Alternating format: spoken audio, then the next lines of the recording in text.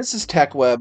My name is Matt Flynn, and this is a demonstration of how to ship work in progress items on a make direct job uh, while keeping them inside of PCID. So first things first, we're going to start off by generating an order, and the order is going to be a make direct order. So get my order head set up. I am going to be putting in a ship by date here. The ship by is important because that is going to be used by the scheduling system to decide when we need to complete the job. So, place this order header go in. I'm going to add a line for my part that I'm going to be creating. I am using a part with a preset method of manufacture, so there's going to be nothing custom about this job. We're making just one of them. Once I've got my line in, I'm going to go down to my release details, and I'm going to make this a make direct release.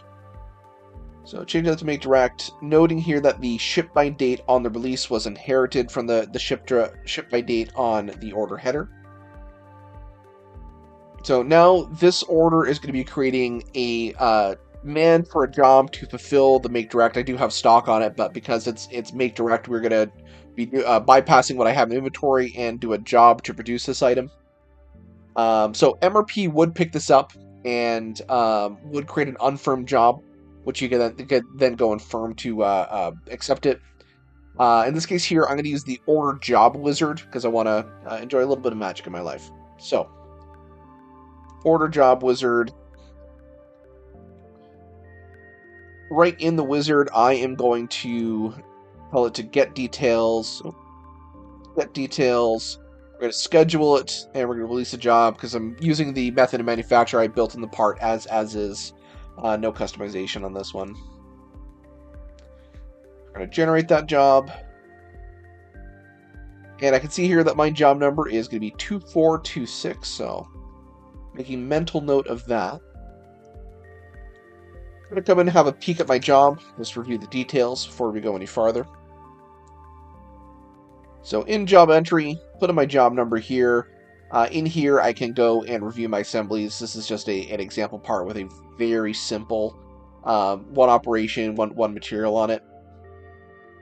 If you hadn't finished your engineering, scheduled release it here in job entry, we would go and do that. In this case, I did all of that through the job wizard. So going to keep the job as is and go ahead. I'm happy with how that looks. Next up, I'm going to Office MES. You can use an actual MES terminal or Office MES for this step. We're going to start the production activity. Alright, so logging time on my job now. Going to go in and build this item. When I finish, I'm going to end the activity and report the quantity. Key thing here in my warehouse, I want to use PCIDs for tracking what's in the warehouse. So I'm going to report the one that I finished here. Once I have some quantity, PCID becomes available. For this item here, we're going to be putting it onto a skid, and we're PCID tracking the pallet. So I'm going to generate a PCID for the pallet. We're going to generate just one. So our PCID number is going to be 19, and I want to keep the work in progress from this job on that skid, and then I can take that pallet and move it around the warehouse from the production area to a storage area before we're going to release it for picking. So I'm just going to make note of my PCID number here and say OK. All right, with the job complete, next up, I'm going to go into package control ID, and I want to just have a look at the PCID I generated here. I'm not going to do any transactions here, just having a look at it to review the status. So putting in my PCID number 19, and you can see here the status on this PCID is work in progress, finished good, WIPFG, and was empty when it was generated, of course. So a lot of the PCIDs you'll have dealt with, you'll probably see the status as stock. So once we put any items that are inventory into the PCID, its status becomes stock. This is a different status on it because these are work in progress goods, not inventory goods. And the behavior of this PCID will be a little bit different because of that.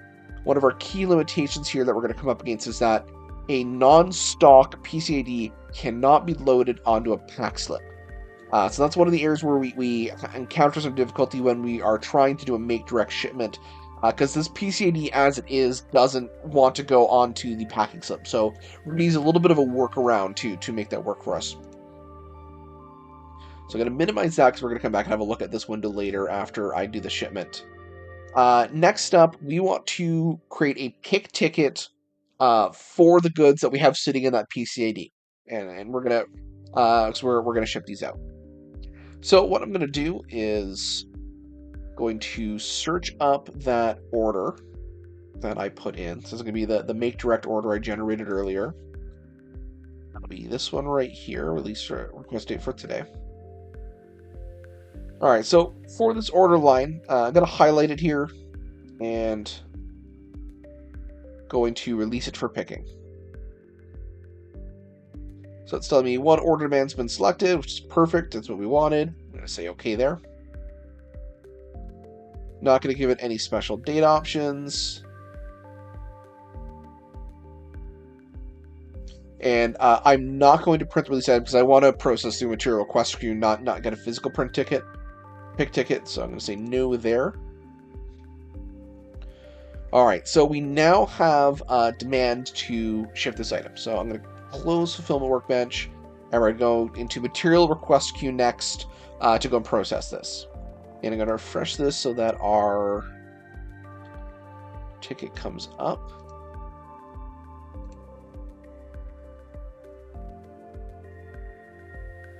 All right, so we have a pick ticket for today to go and grab those items. And if we scroll over a little bit, we can see that the pick ticket source is from a PCID, and it's the PCID that work in progress goods are in. So because it is a make direct order, and the completed quantity from the job was reported into the PCID, Epicor knows that we need to go and pull those items from the PCID. And, I have this item in inventory, so it could have selected it to pull it from a bin where I have inventory, but it's smart enough to know that we need to go and grab it from the PCID where the work in progress goods related to the job that the sales orders is linked to is coming from. Also notes right here, so our transaction type on this one is a manufacturing to shipment, which does make sense because it is not in stock. It's not going to ever be in stock with this one, so we're going to go directly from manufacturing. It'll remain work in progress right to the customer shipment. So I'm going to process this. All right, so in here it's brought up, and you notice that it's a work in progress material movement transaction. Part number, quantity filled in for me, the sales order that it's referencing that we're going to ship out against. In the from location, it is pulling from the PCID that I had originally loaded into. Do note, however, that the to location does not have a PCID. So because we are picking this to go onto a pack slip, and pack slips cannot accept work in progress status PCIDs, it's not going to be in a PCID after the move. So I'm going to say OK here. Practically what I'm doing with this, I have a skid with my item on it, and I am bringing the actual skid to the shipping dock. And we'll talk about how we're going to process that at the end. So closing material request queue. And in customer shipments, we've picked the order now. So let's grab that picked item. So I'm going to go to the overflow menu and look at picked orders. Going to select that order that I picked and create a pack slip for it. And have a look at my line details. All right, so here on the line, we can see we've got linked job, quantity, and where it's coming from. So because it is a make direct job, we are shipping from manufacturing, which is correct. One thing to note, though, no PCID on the line number. So we did pull this out of PCID 19 to ship it, and realistically, I'm bringing that skid to the dock to ship out. But because it's a work in progress PCID, in the current version of Epicor, that PCID cannot be on the pack slip, so the pack slip itself is not going to record the PCID number this came from. Will be in the history of the PCID and the job, though. So we got that. I'm going to ship this pack slip, just like that.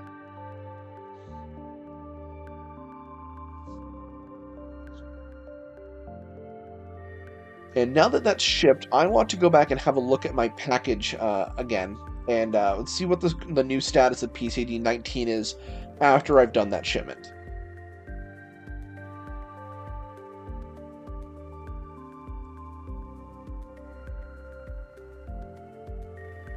All right, so we have PCID 19 right here.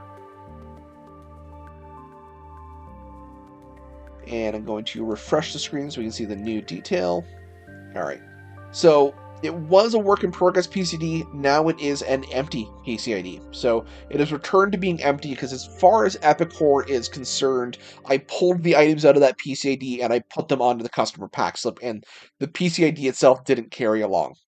Now, in reality, I've actually shipped out that skid, so what I want to do is go to the void PCID menu, and we're going to void that PCID just to make sure that it doesn't look like it's available in the system anymore because it has left. So pull up my PCID number, I'm just going to hit void, and now that PCID is voided.